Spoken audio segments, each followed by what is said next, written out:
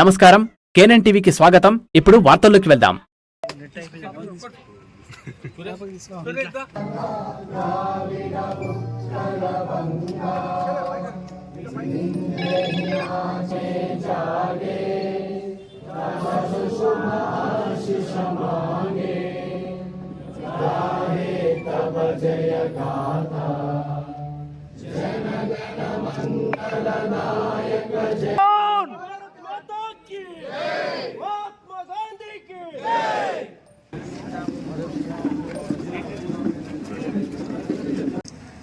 స్వాతంత్రం అనేది ఒక వ్యక్తికి వచ్చినటువంటిది కాదు, ఇది యావత్ జాతికి వచ్చినటువంటి స్వాతంత్రం. ఇది మనమందరం స్వాతంత్ర ఫలాలను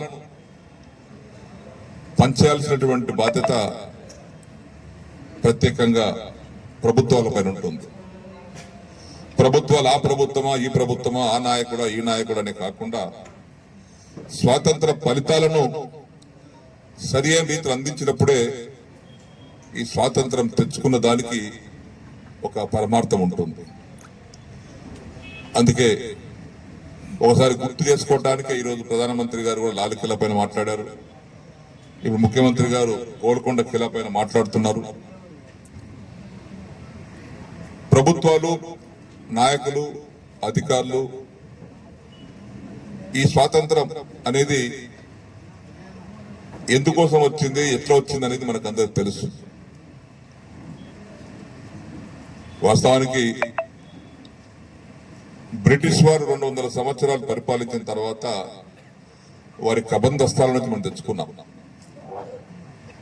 అయితే మన భాగం మాత్రం భారతదేశంలో కొన్ని 500 ప్రాంతాలు, చిన్న చిన్న ప్రాంతాలు ముక్కలు ఉన్నాయి. అది బ్రిటిష్ వారి చేతులు లేకుండే.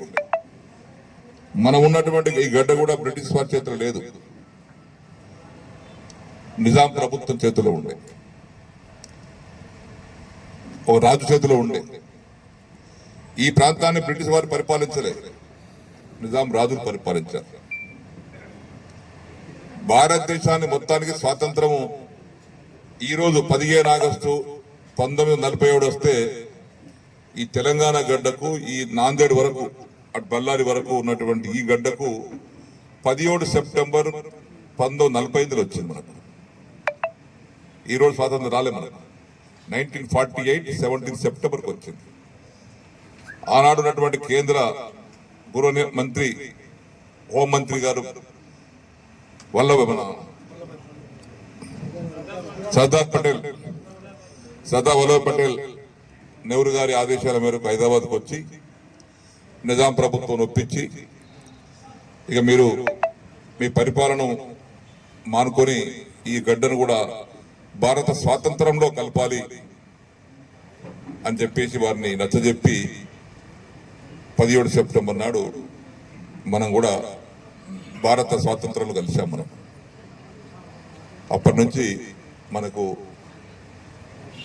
ఈ భారతదేశ స్వాతంత్ర ఫలితాలు మనకు అందుతూ ఉన్నాయి.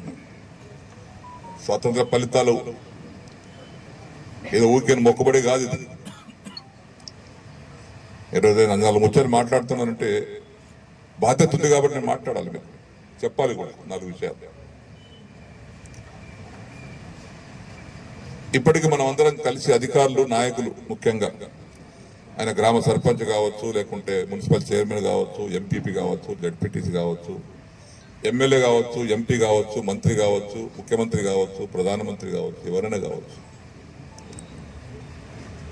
ఒకసారి మనం ఆలోచన చేసి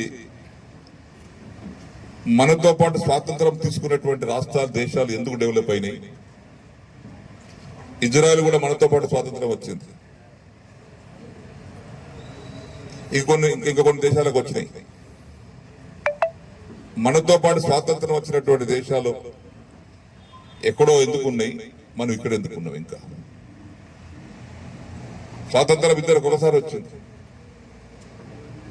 వారు అందరంత దూరంలో వారు ఉన్నారు, ఇంకా మనం ఇక్కడే ఉన్నాం. ఇది కొన్ని దేశంలో సరే పరిపాలనలు ఏ పార్టీ వచ్చినా, ఎవరు వచ్చినా, ఏ నాయకులు వచ్చినా పరిపాలిస్తారు. 5 ఏళ్ళు అయిపోతాయి, మళ్ళీ ఎలక్షన్స్ వస్తాయి. ఫలితాలు వస్తున్నప్పుడు దాన్ని బేరీజ్ వేసుకోవాల్సిన అవసరం ఉంది. ఇజ్రాయెల్ ఉంది, ఒక చుక్కబొట్టు కూడా లేదడ, బోర్లలో చుక్కబొట్టు నీరు పడదు. కానీ వాళ్ళ ప్రపంచానికి ఆదర్శంగా వ్యవసాయం చేస్తారు వాళ్ళు, ప్రపంచానికి ఆదర్శంగా. మనది కూడా వ్యవసాయక దేశం, రైతు దేశం. రైతు బాగుపడాలి. ఒక గుంట భూమి కూడా పంట నీరు లేకుండా పడి తుండవద్దు. దేశం మొత్తం మీద ఉన్నటువంటి భూములన్నీ సస్యశ్యామలం కావాలి.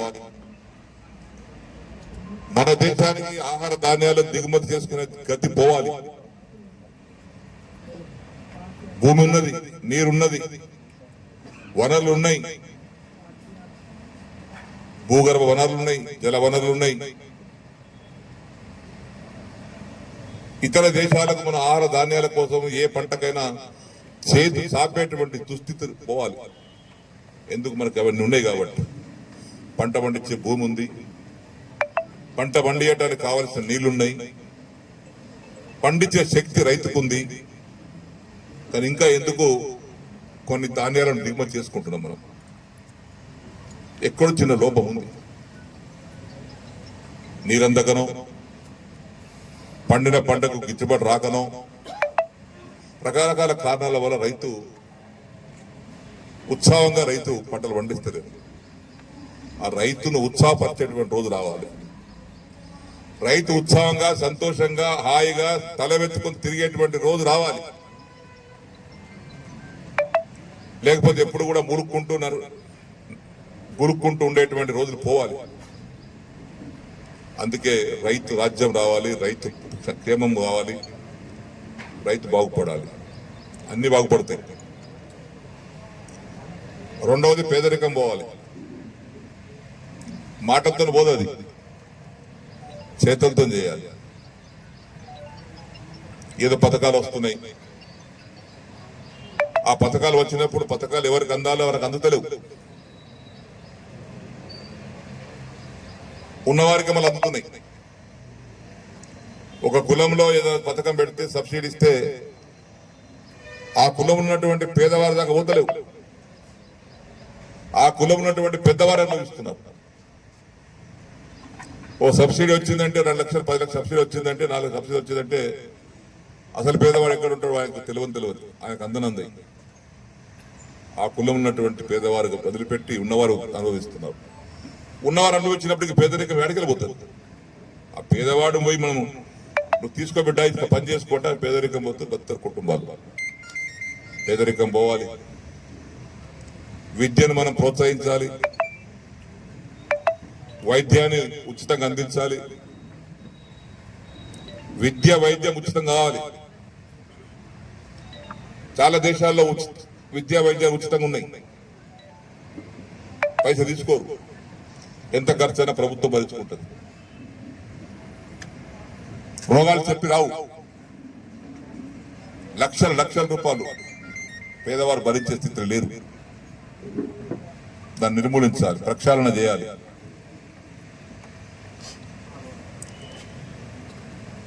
మొన్న ఒక ఆయన ట్రీట్మెంట్ తీసుకున్నారు, ఎల్లుట్లైనా అలా కుటుంబ దగ్గరికి వచ్చింది, బానిసపడకు చనిపోయిండు. అప్పటికే 10 లక్షలు కట్టారు. 2 లక్షలు ఇంకా బాకీ ఉన్నది, కడితే కానీ డెడ్ బాడీ ఇష్టం లేకుండా ఇవ్వమన్నారు. నేను ఫోన్ నంబర్ తీసుకొని మాట్లాడి, ఏమై ఇంకా వాళ్ళ దగ్గర ఏం మిగిలిందని తీసుకుంటావా ఇంకా నువ్వు? 10 లక్షలు కట్టిన వాడి ప్రాణం పోయింది, బతకలేడు. దయతో అంగీకరించి నువ్వు సాయం చేయాలి తప్పితే తీసుకోవద్దనంటే, సరే మొత్తానికి ఆ 2 లక్షలు వాపసు తీసుకోకుండా డెడ్ బాడీ అప్పచెప్పారు. లేకపోతే మనం ఇన్వాల్వ్ కాకపోతే ఆ 2 లక్షలు కట్టేదాకా డెడ్ బాడీ ఇచ్చేవాళ్ళు కాదు. ఇట్లా ఎన్నో సంఘటనలు మన దృష్టికి రానటువంటి సంఘటనలు చాలా ఉంటాయి. అటువంటి దుస్థితి పోవాలి. మెరుగైనటువంటి వైద్యం, మెరుగైనటువంటి విద్యం, మెరుగైనటువంటి వ్యవసాయం, మెరుగైనటువంటి విద్యుత్, తర్వాత సంక్షేమ ఫలాలు. ప్రతి పేదవారికి ఇల్లు కావాలి. ఎందుకు మనం బంగ్లాలో ఉన్నప్పుడు వాళ్ళేం అన్యాయం చేశారు, వాళ్ళే పొరపాటు చేశారు. వాళ్ళు కూడా కనీసం చిన్నదో పెద్దదో ఇల్లు కావాలి కదా. మనకది భగవంతుడి ఇచ్చి కట్టుకొని తింటున్నాం. పేదవారికి కావాలి. నేను మొన్న గ్రామానికి వెళ్ళినా, నా బాధ కలిగింది. ఎంతమందికని చూడగలుగుతాం దివ్య దృష్టితోటి? మనకి మంత్రం రాకపోయే ఆ గ్రామ సర్పంచ్లకు అప్ప చెప్తాం, గ్రామ పెద్దలకు అప్ప చెప్తాం, నాయన మీ ఊళ్ళో పేదవారికి 50 ఇళ్ళు కావాలి, ఇస్తా. ఆయన డబ్బులు తీసుకోను, లేకుంటే 10 ఎకరాల ఆసామికి 5 ఎకరాల ఆసామికి ఇచ్చి గుంట సంట లేనటువంటి పేదవారికి ఇవ్వకుండా ఆ ఇళ్ళని పంచి పెడితే ఇది న్యాయం కాదు. మొన్న గ్రామం పోతే నేను పేరు చెప్పదలుచుకోలేదు, చాలా బాధ కలిగింది నాకు. అటువంటి పోవాలి. ఇప్పుడు ముట్టకపోతే కానీ పేదవాడు అక్కడే గుడిసెలు ఉంటాడు, ఈయన ఇక్కడే బంగ్లాలు ఉంటాడు. రేపు రాబోయే రోజుల్లో కూడా అందరు పెద్దలు ఎక్కడ ఉన్నారు, మనకు త్వరలోనే ఈ ఉప ముఖ్యమంత్రి గారు పట్టి విక్రమ స్టేట్మెంట్ ఇచ్చారు. మన ప్రభుత్వం ఈరోజు పేదలకు ఇందిరమ్మ ఇళ్ల పేరుతోటి 5 లక్షల రూపాయల నిధి మంజూరు చేయబోతా ఉంది. ఎస్సీ ఎస్టీలకు 6 లక్షల రూపాయలు. మంచి గొప్ప స్కీమ్ ఇది. ఒక బెడ్రూము, ఒక వంటశాల, ఒక బాత్రూమ్. తక్కువ అంత కట్టుకోవాలి, ఎక్కువ కట్టుకుంటే నీ ఇష్టం. అది దానికి 5 లక్షల రూపాయలు నగదు, రూపాయి ఖర్చు లేకుండా ఇదివరకు ఉన్నటువంటి టెండర్ విధానం కాకుండా అందులో జిఎస్టీలు కానీ, ఎఫ్హెచ్లు కానీ, ఈఎండీలు కానీ, ట్యాక్స్లు కానీ, ఇన్కమ్ ట్యాక్స్లు కానీ రూపాయి కట్టు కాదు, డైరెక్ట్ లబ్ధిదారు ఖాతాలో పడతాయి పైసలు. 5 లక్షల రూపాయలు 5 సార్లు ఇస్తారు. 1 రూపాయి ట్యాక్స్ పడదు, ఆయన ఖాతాలో పైసలు పడతాయి. అటువంటి వారి పేర్లను మనం 3500 ఇళ్ళు వస్తాయి. 1 సంవత్సరం కాదు, మొత్తం 5 సంవత్సరాలు 3500 వస్తాయి. బహుశా మన కాన్స్టిట్యూన్సీ లో మనం ఇచ్చిన 11,000తో ఎక్కడైనా పొరపాటు జరిగిండొచ్చిందని చెప్పినట్టుగా 5%, 10%. ఇప్పుడు 4 ఏళ్లకు 4 × 12, 14,000 ఇళ్ళు వస్తే మన కాన్స్టిట్యూన్సీలో అసలు పేదవారిని ఉండరు. మొత్తం కవర్ అయిపోతాం, 100% కవర్ అయిపోతాం. త్వరలోనే మేమందరం కూర్చోండి ఏ గ్రామానికి ఎంత ఇవ్వాలనే దాని మీద ఒక సాంకేతికమైనటువంటి నిర్ణయం తీసుకుంటాం. నాకు ఎక్కిచ్చారు, మా మండలానికి తక్కిచ్చారు, మీ ఊరికి ఎక్కిచ్చారు అనకుండా జనాభా ప్రాతిపదికన అవిటి కూడా మీకు అందజేస్తాం. మీరు కూర్చోండి. మనమేగా ఇప్పుడు మన బలగం ఎంత పెద్దగా అయిపోయింది. ఒకప్పుడు నా బలగం, బాలరాజు వర్గం వేరు ఉండే, 2 వర్గాలు ఏకమైపోయింది. చాలా కాన్ఫిడెన్స్ గా అదృష్టం ఇది. ఎందుకంటే 2 బలమైన వర్గాలు ఏకమైనాక పనులు కూడా బలంగా జరుగుతాయి.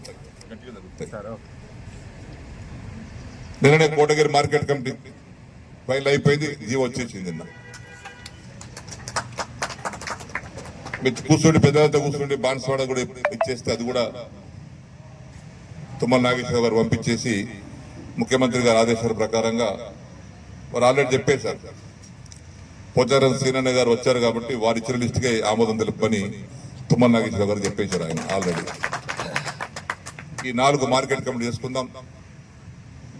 సో రాబోయే స్థానిక సంస్థ ఎన్నికల్లో కూడా మనం ఎంపిక చేసుకొని ఏ ఊరికి వెళ్ళినా మన బలగం కనబడతాడు. శత్రువర్గం చాలా తక్కువ ఉంటుంది. ఒకప్పుడు నేను వారు వేరు ఉన్నప్పుడు కొంత గ్రామాల్లో ఉండే 2 వర్గాలు. నన్ను సమర్థించేవారు కొంతమంది, ఆయన సమర్థించేవారు కొంతమంది ఉండేవారు. ఇప్పుడు భగవంతుడు అట్లా కలిపాడు.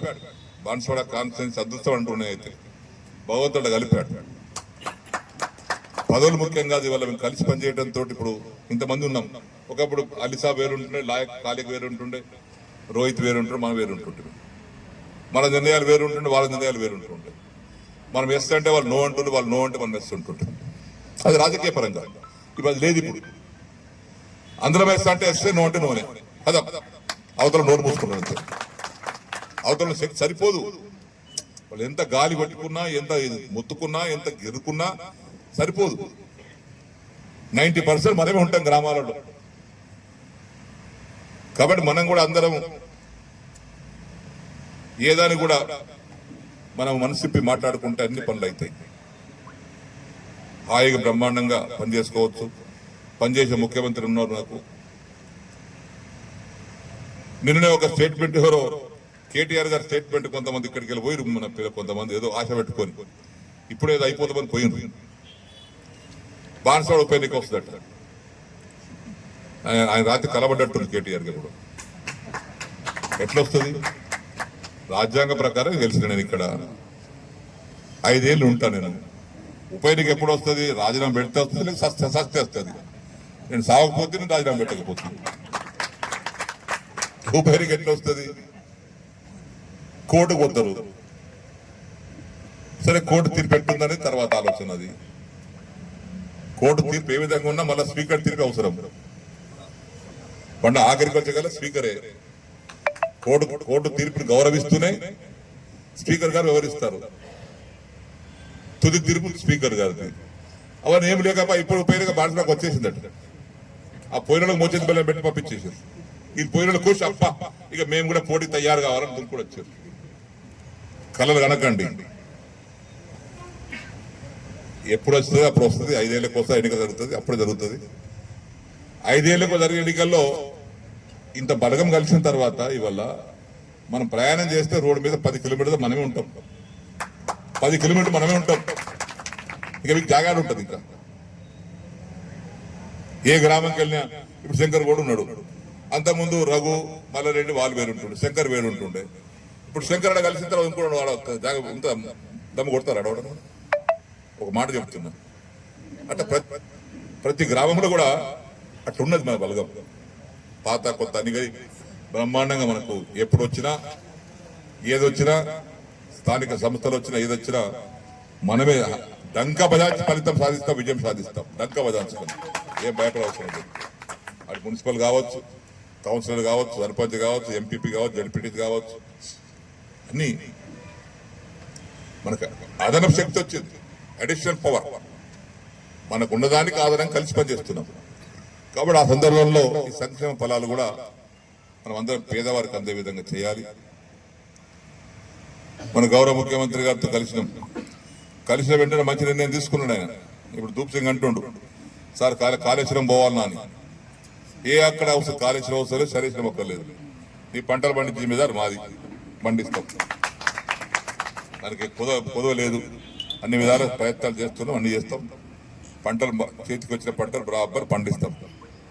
ముఖ్యమంత్రి గారితో అడిగితే వెంటనే పాపం ఆయన, నేను కాంగ్రెస్ పార్టీ కలిసిన రోజు అడిగాను, మొదటి ప్రశ్న నాకు నిజాం సాగర్ నీళ్ళు వదలాలని. నీళ్ళు ఉన్నాయా శ్రీనాథ్ అంటే ఉన్నాయని చెప్పినా వదులుకోమని చెప్పాడు. తెల్లారి ఆర్డర్ ఇచ్చారు. 21 తారీఖు కలిసిన 23 తారీఖున కాలు వదిలిపెట్టేసాం. నాట్లు అయిపోయింది బ్రహ్మాండంగా. ఏ ప్రాజెక్టు కింద నాటిన వాళ్ళే ఒక నిజాం సాగర్ ప్రాజెక్టు నాటిన వాళ్ళే. ఎక్కడ వాళ్ళే ఈ పోచారం ప్రాజెక్ట్ ఇప్పుడు అడుగుతున్నారు. ఇవి వెళ్తే ఎప్పుడు నాటేయాలి వాళ్ళు? నార్మల్ ముదిరిపోయినాయి. నాగార్జున సాగర్ కి ఇప్పుడు వేస్తున్నారు. ఇంకా శ్రీరామ్ సాగర్ ప్రాజెక్టు కింద ఇంకా లేదు. కాకతీయ కెనాల్ ఇంకా వదలలేదు. మొత్తం దేశంలో ప్రాజెక్టు కింద నాటుబడ్డటువంటి పంటలు పడ్డటువంటి ఒకటే ఒక ప్రాజెక్టు మన నిజాం సాగర్ ప్రాజెక్టు. అందులో అప్పుడు అల్లిసాగర్, మళ్ళా అల్లిసాగర్ కింద అల్లిసాగర్ లిఫ్ట్, గుత్ప లిఫ్ట్ ఉన్నది. శ్రీరామ్ సాగర్ వాటర్ తో వస్తుంది. కాబట్టి పంటలు కూడా బాగా వస్తాయి. మంచి కొనుగోలు కేంద్రాలు పెట్టిద్దాం. అవు నీళ్ళు వచ్చినాయి, ఇంకా వస్తున్నాయి. ఇంకా కుటుంబంలాగా ఉన్నాం ఈరోజు. ఎంత మీకు కచ్చిరా పోయింది. కాబట్టి ఇది మన యొక్క ఆశయం, లక్ష్యం. మీరే కూర్చుండి ఆ ఇల్లు ఫైనల్ చేయండి. రేపు వచ్చే నిధులు కూడా ముఖ్యమంత్రి గారి సహకారంతో నేను బాలరాజు గారు కలిసి హైదరాబాద్కి వెళ్తాం. ఎక్స్ట్రా నిధులు, ఆదరణ నిధులు తీసుకొస్తాం. ఇదివరకు ఇచ్చినటువంటి పనులకు తోడుగా ఇంకెక్కడైనా మిగిలి ఉంటే అక్కడిక్కడ ఏదన్నా ఆ పనులు కూడా మనం పూర్తి చేసి మనబడి ఉన్నారు. వారి అనుభవం, వారి యొక్క సహాయం కూడా తీసుకుందాం. అందరి సహకారంతో ఈరోజు, ఎందుకంటే వారు కూడా మనతో పాటు వస్తున్నారు కాబట్టి వారి సహకారం, వారి యొక్క తోడ్పాటుతో అందరం కలిసి ముందుకు వెళ్దామని మీకు అందరు గుర్తు చేస్తూ, ఈ 78 స్వాతంత్ర దినోత్సవ సందర్భంలో ఈ మంచి కార్యక్రమానికి హాజరైనటువంటి ప్రతి ఒక్కరికి శుభాకాంక్షలు తెలియపరుచుకుంటూ నేను సెలవు తీసుకుంటాను. జై హింద్, జై తెలంగాణ, జై తెలంగాణ.